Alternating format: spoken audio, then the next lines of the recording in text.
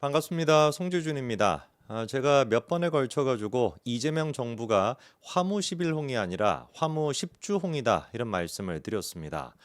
원래 이제 그 아름다운 꽃도 붉은색 꽃도 10일은 가지 못한다라는 말인데 이재명 정부 같은 경우는 10일은 좀 오바죠. 그쵸? 너무 짧으니까 한 10주 정도 만에 이 권력의 그것도 떨어지게 될 것이다. 이렇게 제가 한 지난주부터 말씀을 드렸는데요.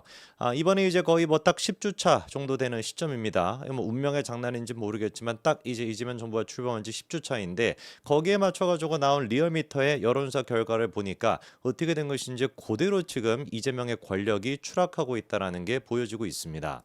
오늘 제가 영상을 통해서 말씀드리고자 하는 것은 이 세상에 뭐 여러 가지 정치인들이 있습니다만 그 정치인들 가운데 누구보다도 여론의 눈치를 보는 1인자가 이재명이라는 사실. 왜냐하면 이재명 같은 경우는 대통령으로서 자기의 여론이 탄탄하게 받쳐줘야 여당이나 야당 어느 쪽으로부터도 버틸 수가 있고 버텨야지 자기가 뭐 할 수 있습니까? 대통령 임기를 무슨 뭐 헌법을 개정하든지 어떻게 해가지고 한 번이라도 더 해가지고 자기가 깜빵 가는 거를 막아야 되는 입장이거든요. 그런 이재명의 입장에서 이번에 여론조사 결과 같은 경우는 굉장히 치명적이고 문제는 그런데 무엇이냐? 이 여론을 다시 뒤집기 위해 가지고 정답이 정해져 있음에도 불구하고 그 정해져 있는 정답을 실행할 수가 없다라고 하는 게 지금 이재명이가 처해 있는 상황입니다. 무슨 얘기인 것인지 천천히 우리가 좀 살펴봐야 되겠습니다. 자, 이번에 리얼미터 여론조사 결과가 나왔습니다. 이재명의 지지율이 56.5%인데 중요한 거는 뒷부분이죠. 취임 후에 최저치를 찍게 되었다. 6월 한 3일 정도에 이재명이가 사실상 뭐 시작을 했으니까요. 거의 이제 딱 10주 차에 접어드는 이 시점에서 최저치를 찍게 되었다라는 거죠.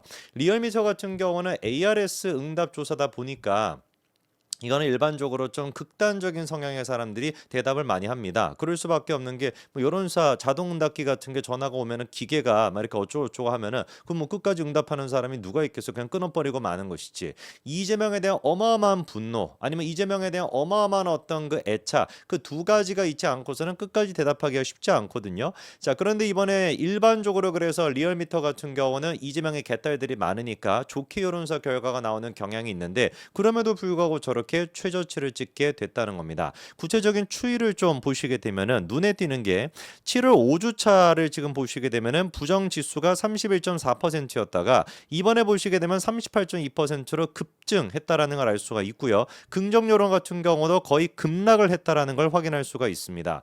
여기서 그런데 눈에 띄는 게 뭐냐면 강선우 이슈 있지 않았습니까? 이 강선우 이슈가 이제 7월 한 셋째 주부터 시작해 가지고 최고치를 찍었었거든요. 그리고 강선우가 사퇴를 했던 게 7월 24일입니다. 그런데 아까 전에 그 여론조사를 보시게 되면은 7월 셋째 주까지 같은 경우는 오히려 어떻습니까? 사실상 긍정의 폭이 그다지 그렇게 떨어지지 않았었어요. 그때도 60%가 유지가 됐었는데 강선우 이슈까지도 버텼던 이재명이가 어쩌다가 갑자기 저렇게 큰 폭으로 하락하게 됐냐? 그쵸? 그 정답은 누가 쥐고 있습니까? 바로 조국이 쥐고 있는 겁니다. 하필이면 또 주먹을 또 쥐고 있네요. 이재명을 뭐 패버리겠다 뭐 이런 것인지.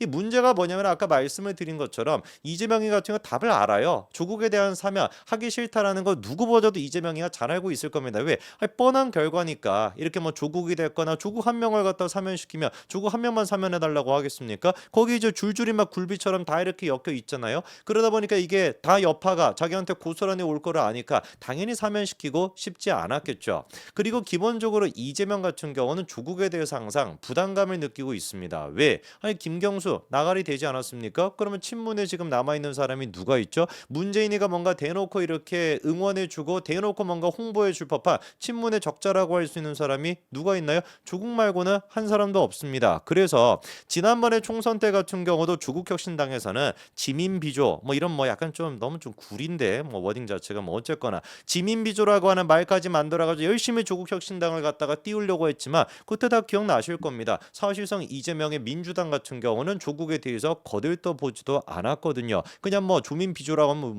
뭐 비시 이름인가 뭔가 뭐 희한한 이름이 다 있네 이렇게 그냥 무시해버리는 것이지 조국에 대해서 그다지 그렇게 호의적이지 않았습니다. 이런 식의 어떤 입장을 이재명의 입장을 친명계가 모를 리가 없겠죠. 그래서 가만히 지금 뉴스를 보시면 아시겠지만 정치인들에 대한 사면 특히나 조국에 대한 사면을 얘기하고 있는 사람들의 부류는 어느 쪽입니까? 친문으로 부류가 되는 사람들입니다. 그 면면을 좀 보시면 추미애는 제가 많이 말씀을 드렸죠. 옛날에야 이재명 이재명 쪽의 사람이었던 것이고 지금 완전히 반명이라고 고민정이 됐거나 강득구가 됐거나 전부 다 친문 쪽의 사람이고요. 민영배 같은 경우는 아예 그냥 조국혁신당에 들어가 있지 않습니까? 민주당에서 쫓겨나가지고 조국혁신당에 들어가 있잖아요.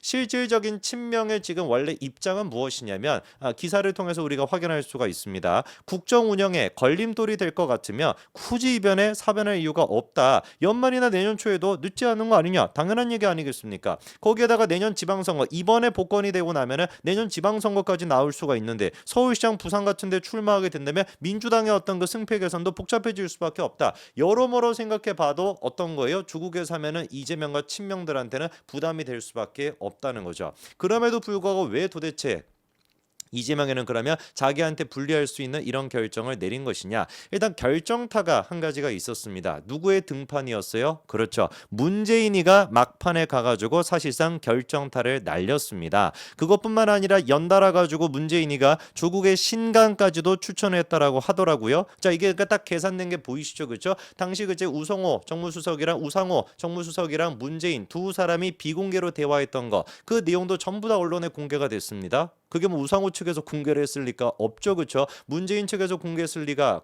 가능성이 훨씬 더 높은 거 아니겠어요? 그렇게 언론 플레이 좀 해놔가지고 이재명을 압박하고 거기 연달아가지고 대놓고 그냥 조국의 책까지 소개를 하면서 야 이렇게나 조국이 지금 이제 어땠다라는 거예요. 깜빵에서 고생을 했는데 풀어줘야 되는 거 아니냐? 이러다 보니까 이재명 입장에서도 이게 부담이 만만치가 않았을 거라는 거죠.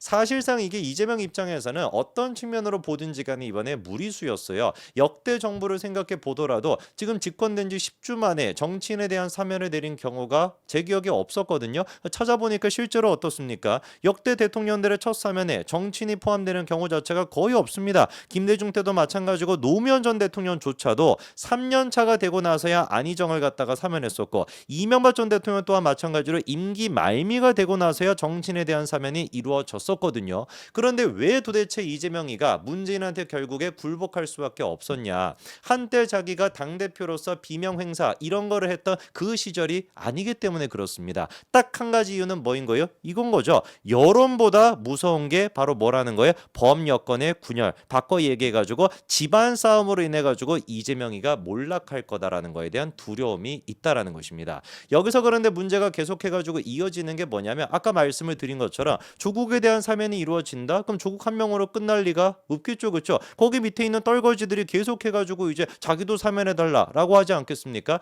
한 번 머리를 숙이면은 두 번째, 세 번째는 머리를 숙일 수밖에 없어요. 그게 권력의 기본적인 핵심 아니겠습니까? 대번에 그래서 나오는 얘기가 조국 사면 되니까 백원훈의 윤건영의 지금 막 친문까지 다 싸그리 지금 등장을 합니다. 이거 한번 면면을 지금 보십시오. 백원우 같은 경우는 그때 이제 뭐 선거 뭐 개입 그 문제부터 시작해가지고 감찰 무마 여러 가지 의혹이 있었고 그리고 또 윤건영 같은 경우는 허위 인턴 등록 이걸로 벌금이 확정받았는데 이미 사실상 심사까지도 통과를 했고요. 여기에다가 추가적으로 통계를 갖다가 뭐 어떻게 했다는 인간뿐만 아니라 블랙리스트 의혹 있었던 이제 김은경 그리고 또 신미수 다 청와대 쪽에 있는 사람들 같은 경우도 다 지금 들어가 있거든요. 그러니까 이게 도미노처럼 이어지는 거죠.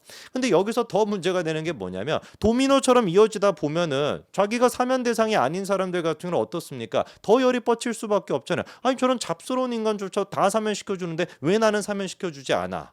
여기에서 지금 제일 분노를 느끼는 인간이 누구겠습니까? 그렇죠. 친명계로 분류되는 이화영 같은 경우는 사면 대상에 들어가 있지 않다라는 겁니다. 많은 언론들이 지금 벌써부터 주목하고 있는 게 이화영이죠. 왜? 이화영 같은 경우는 지금 뜨거운 감자다. 이화영이가 입을 열게 된다면은 이재명은 진짜 버틸 수가 없을 겁니다. 지금 이거 대북 송금과 관련된 문제 이화영의 지금 범죄 혐의 중에서 제일 세거든요. 그거 한 가지만으로도 7년 8개월이 확정이 됐습니다. 그런데 이화영이는 부지사였잖아요. 경기도 지사가 아니었습니다. 부지사가 지 멋대로 뭐 몇천억 가까이를 갖다가 경기도에서 뭐 지원하겠다라는 공문이 됐거나 이런 것들을 보낼 수가 있겠어요? 미쳤습니까? 다 경기도 지사 이재명의 보고 이재명의 어떤 그 허가가 없고서는 불가능한 일이죠. 지금까지는 이화영이가 입을 열지 않았어요. 내가 이재명한테 보고했다 라고 한마디에 썼다가 나중에 뒤집었죠. 그렇죠? 언제 또 뒤집을지 모르는 상태입니다. 과연 이화영이가 그런 식으로 입을 열었을 때 이재명이가 버틸 수 있을까요? 그럼 이화영의 입을 갖다가 막기 위해 가지고 이화영까지 사면시키게 된다면 이재명의 지지율이 버틸 수가 있을까요?